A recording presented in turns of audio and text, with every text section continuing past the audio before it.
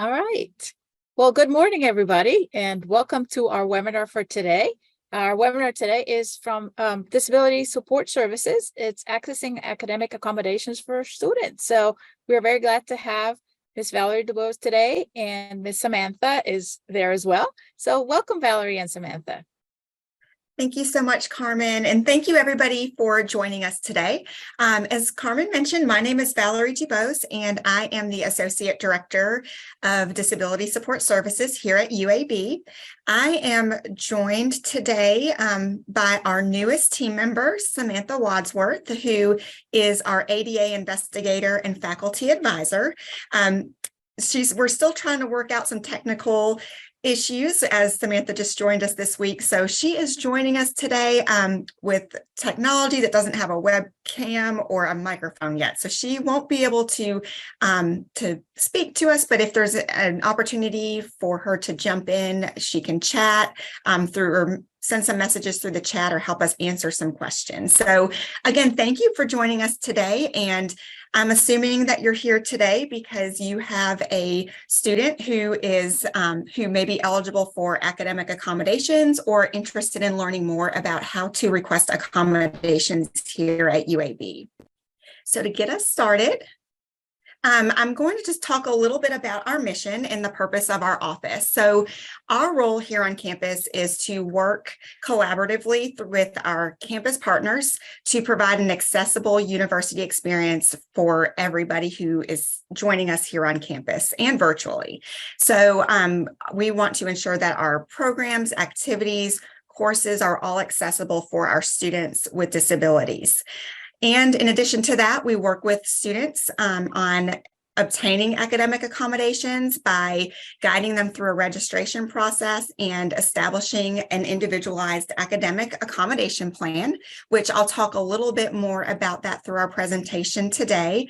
But our office is a little unique in that we don't just serve students, we also serve faculty and staff here on campus. So one of the big parts of our roles here on campus is to serve as the university appointed office that's charged with providing that institutional-wide advisement and consultation and training on disability-related topics.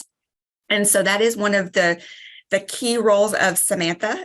She, as I mentioned, is our faculty advisor. So she will be working with our faculty and staff here on campus to ensure that they all are aware of their responsibilities under the ADA and just the university's expectations of them and what their role is in providing accommodation. So we do kind of have a twofold purpose here on campus. We are serving both our students and our faculty, and we work with those faculty members on just advising them when there does come questions about how to implement accommodations here on campus. So just to give a little bit of just an overview of what our student population looks like here at UAB. At last count, we just pulled numbers a couple of days ago. We do have over 1,800 students who are registered with Disability Support Services.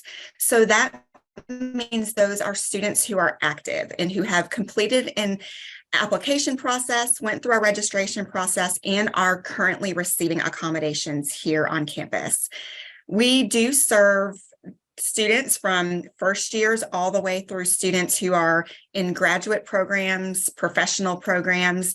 So we do see students who are starting out at UAB and also students at the very end of their career here at UAB. 30% actually of our students that are registered with our office are students who are in graduate and professional programs. So we are working with all of students here who are current UAB students.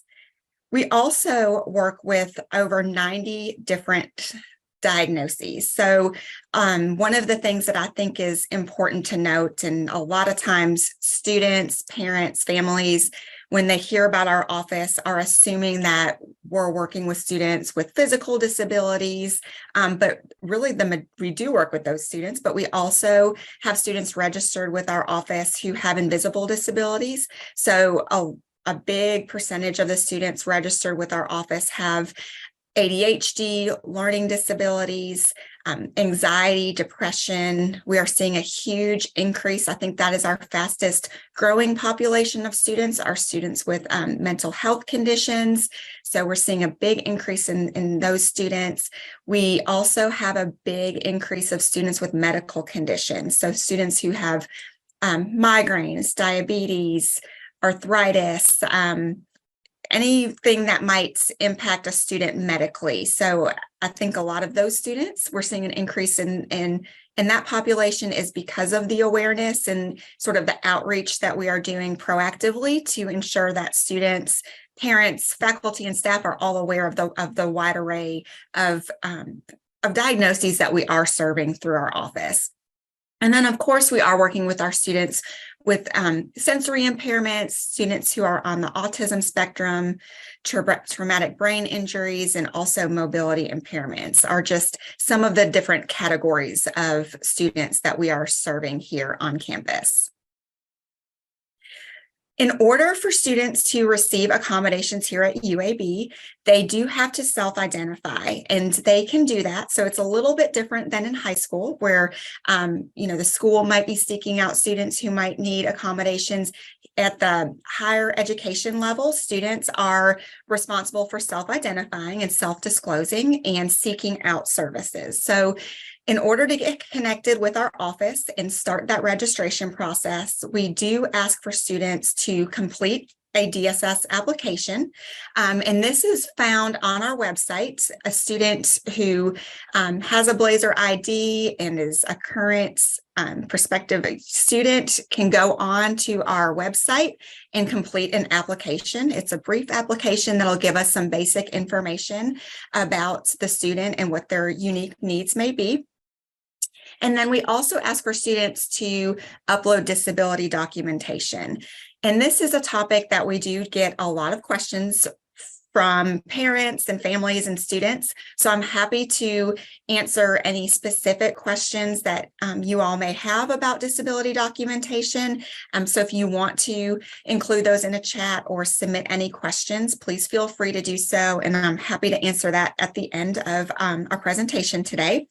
But our documentation guidelines are available and published on our website.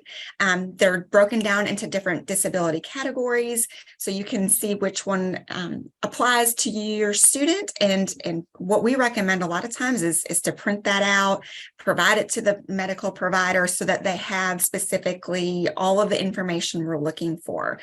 So the information that we ask for is for it to be current. And what current is really, we don't have a specific number of what that might be or what year it needs to be or how old it needs to be. It does vary on different diagnoses, and we'll work with students on determining next steps if we need some additional information, if we need some something more current. We want to make sure that we're not a gatekeeper. That is not our purpose. We want to do everything that we can to help students to gather the documentation that they need. The documentation also does need to be from a qualified evaluator, provide some assessment information on what was done to reach that specific diagnosis, and have a clear statement of the diagnosis is just some of the information that we're looking for.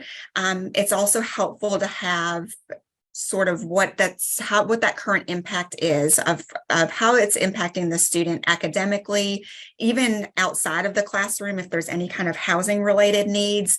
So all of that information is helpful for our team as we're working with students to identify an individual plan for accommodations. Because as I mentioned earlier, all of our plans for students are very individualized. So during an accommodation planning meeting, which is scheduled after we've received an application and documentation, our students will meet with one of our counselors to go over specific areas academically and determine what accommodations that student may need, what's worked in the past, what's not, so that we can develop an individual plan for that student. And then once we've had that meeting, we do ask students to complete a DSS orientation. And during that meeting, it's more of an overview of how to implement accommodations. How are the accommodations going to work in the classroom? How do they notify their faculty of their accommodations? So we do a lot of orienting the student, and so that they know exactly what they need to do and what their responsibilities are for requesting and coordinating accommodations in the classroom. Some important notes that I think I do want to address, just because these do come up. If your students may qualify for accommodations, or if they've received accommodations in another setting or have been under an IEP or a 504 plan, we really strongly encourage them, if they have not already, to go ahead and get connected with our office. So reaching out, starting that application process, because we want to make sure that our students are successful and that they are set up with everything that they need prior to the semester starting, because accommodations are not retroactive. So once a student has completed that process and we've gone through this registration process, accommodations are implemented and ready to be used.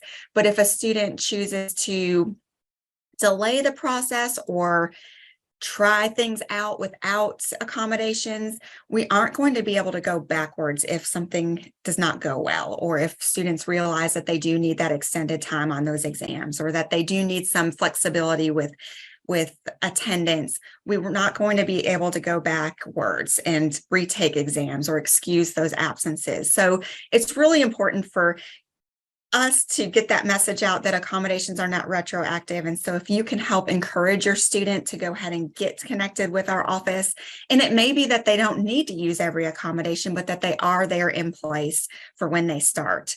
And the earlier the better. That way, before the rush of classes starting and all that comes with that, to go ahead and get everything set up. The other important piece about registration and documentation is that IEPs and 504 plans are super helpful, and they provide really great historical information about what has been used before in maybe the high school setting, but it may not be sufficient as standalone documentation. And I do want to just highlight that word may. There are some schools that have very comprehensive evaluation and assessment that's done through those IEPs and 504s. So we have seen some that are very helpful in determining accommodations, but we may need to look at some additional supplemental information as well to go along with IEPs and 504s.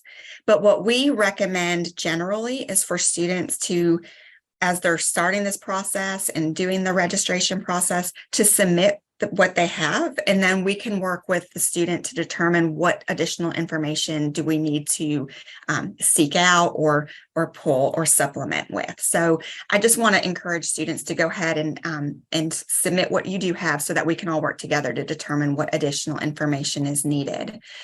And also, I do want to mention that we also are happy to meet with students prior to starting an application. So if students want to learn more about our office or gather a little more information about what is needed, we do also conduct informational meetings. So we don't want that to delay or discourage individuals from meeting with us prior to starting the full-on application. Some examples of accommodations. So we've listed here just some of our most common accommodations that we are seeing that we provide through our office. I think number one is testing accommodations. So this is something that I know a lot of students probably have used in the high school setting, but we have a lot of students, the majority of our students do have testing accommodations. So this might be things like extended time on exams, testing in a reduced distraction testing environment. It could be alternative formats to exams if they needed digital exams. Note-taking support is also a very common accommodation that we have throughout our office. We provide assistive technology evaluations through our office as well. So students who might not be as familiar with assistive technology, if they're interested in utilizing some of that, we have a assistive technology specialist on staff who can work with students on determining different apps that might be helpful, specifically for taking notes and things like that. So these are just a couple common accommodations that we provide through our office. And again, as I mentioned, everything is very individualized. So it's not that there's a checklist for students with one diagnosis versus the other.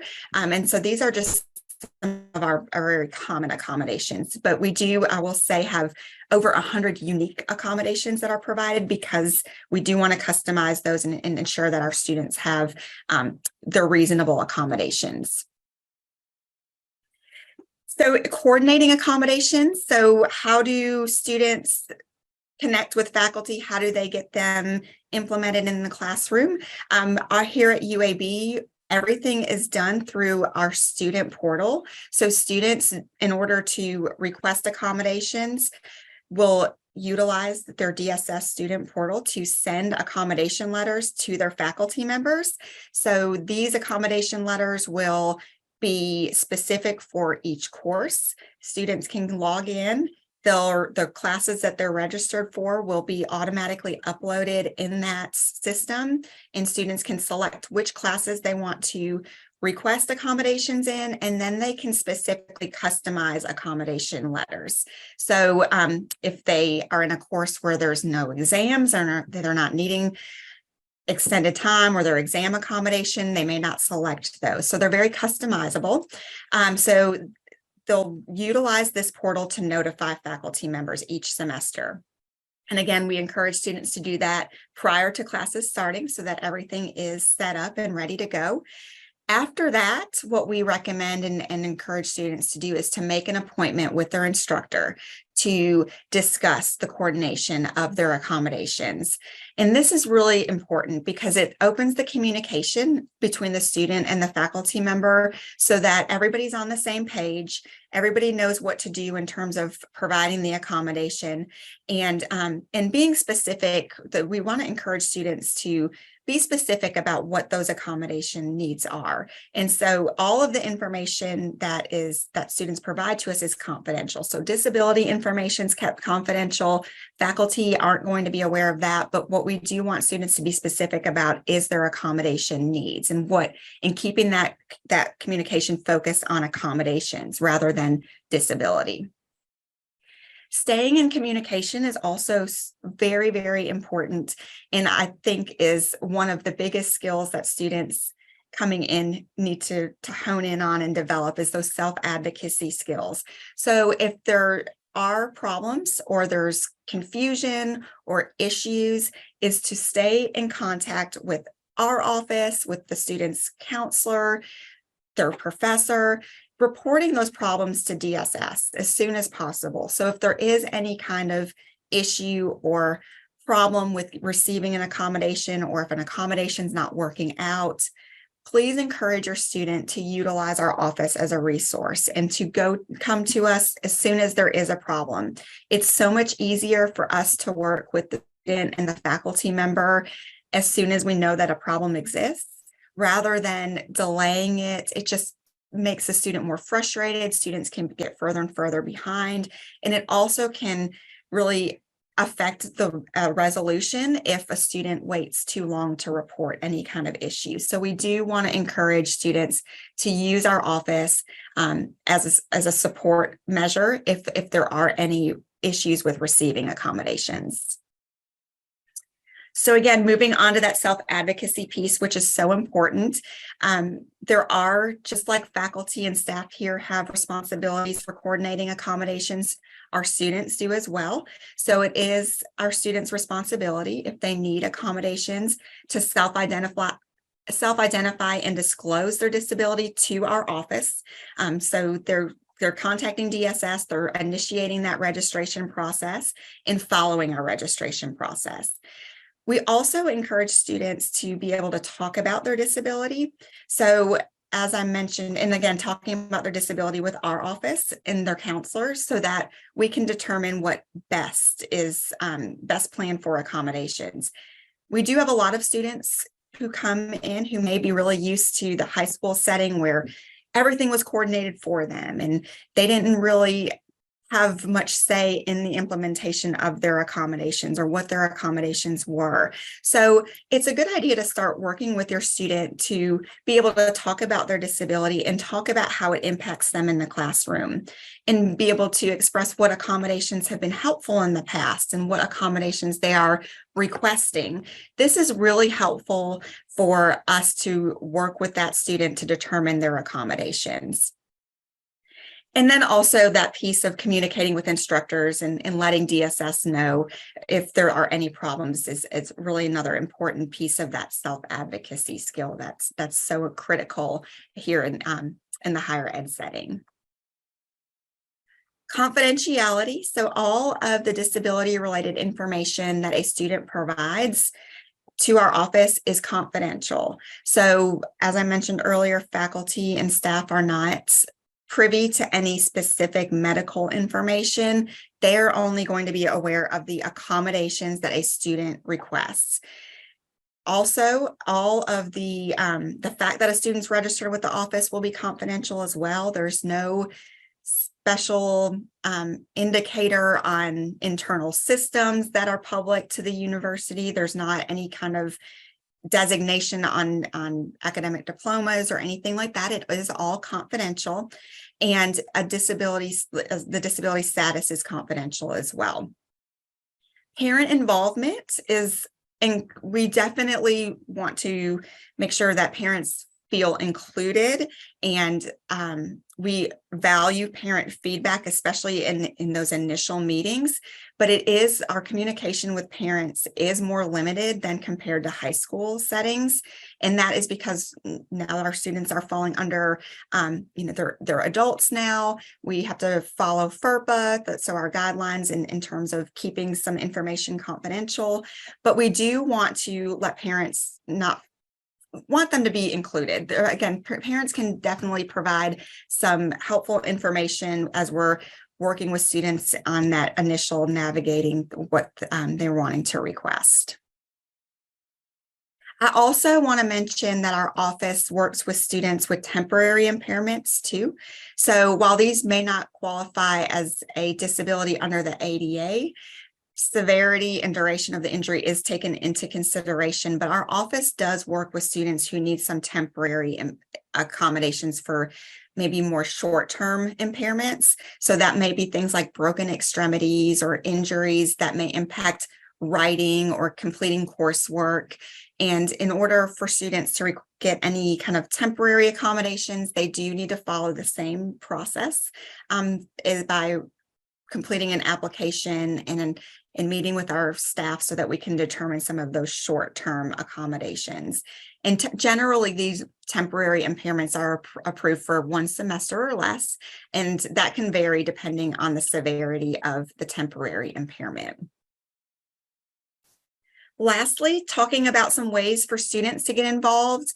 Our office works hard to be out there on the campus community, making sure that we're providing multiple ways to promote awareness. So we do host a variety of different events throughout the year. We have annual flag football and basketball, wheelchair flag football and basketball games. We've in the past hosted different events like American Sign Language workshops and just a lot of other activities throughout the year to promote awareness and make sure that students are aware of our services, but also promoting ways that we can be thinking about accessibility beyond the classroom. So just please encourage your students to look out for different events that we might be hosting.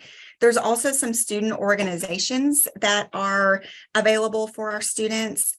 There is a Disability Honor Society that is currently in the works that we are bringing back to campus. So we're working on establishing that here. So if your student is interested in that, please have them reach out to us. We'd be glad to talk a little bit more about that and provide some updates on where we are in terms of bringing that back here onto campus. There's also Disability Advocates Organization, and this is for students with disabilities and without who work together on also putting on different events. So there's a lot of different ways for our students here on campus to get involved with our office.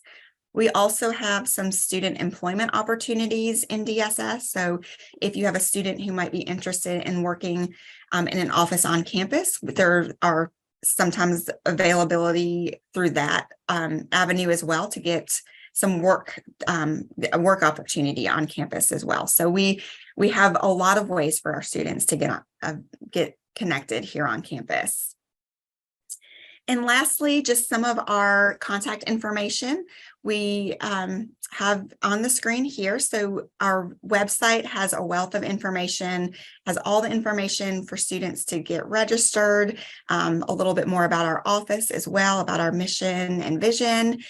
We encourage you or your student to reach out to our email address or call us if you have specific questions. We are located in the heart of campus, in the center of campus, in the Hill Student Center on the 4th floor in Suite 409. Welcome parents, students to visit us if you have any questions. We also have a very strong social media presence. And so follow us on Instagram and Facebook for updates and just more information that students may want to learn more about. So that is pretty much all I have prepared for today, and I would definitely welcome any questions that you all may have. Thank you, Valerie. A wealth of information, like you said, and thank you for posting and sharing with us the contact information. Family members, if you have any questions, feel free to write them in the Q&A section. Also on Facebook, you can type your questions and we will be able to relay them over to Samantha and Valerie. Like I said, this is a great opportunity and great time to answer your questions. We've got the person right here. Also, you're welcome to visit the Hill Student Center at any time.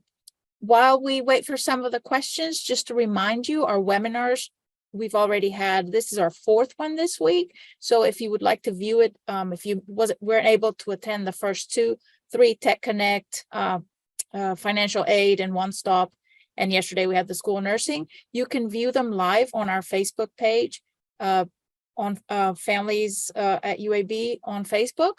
And also they will be posted on our website later on with captions. So please, we encourage you to add your questions, send them right now. You're able to also call or send an email to DSS.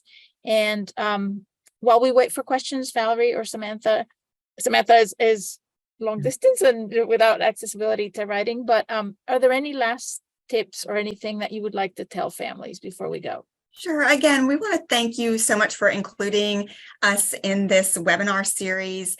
And I think the biggest takeaway is we want students to get connected as soon as possible. So if your student could potentially qualify for services, we really encourage you, if you haven't already, to go ahead and get contact with us. And we just wish everybody a wonderful summer and look forward to welcoming your students onto campus. Yes, thank you. And I think you said something key is reach out early once school starts and you know, all the different stresses and classes and schedules might become very overwhelming. So if you have questions now, if there's something that you need clarification on or something that you would like to set up, remember this is now your student who takes the lead as opposed to in high school where there was, so encourage your students, have those conversations and reach out early. And so I am not seeing any questions right now on any of our 2 sites. So let me see. And so we do, with it being, again, it is sometimes a confidential topic as well. So there might be some that might not want to ask anything in front of the group. So we do definitely encourage you, if you or your student have questions, we'd be glad to answer any of those questions that you may have. Yes, and questions right now are only viewed by Valerie, Samantha, and myself. So if you still want to send a question, we still have like 1 more minute. If not, we'll just make sure that we thank you all for being here today. We continue our webinars, not next week, but the following week. And we are very excited to have Engage and Blazer Pulse on June 28th at 3:30. And then we will have the webinar on Fraternity and Sorority Life on June 29th at 3 p.m. So Join us for those as well. You can register through the Family Hub. And again, you can view any of the webinars that if you weren't able to attend, they are on Facebook. So thank you again, everybody, for attending. Happy Friday and happy long weekend. And we hope you enjoy the day on June 19th. And Valerie and Samantha, thank you again for supporting and partnering with us. And we wish everybody a great rest of your day. Thank you. Bye.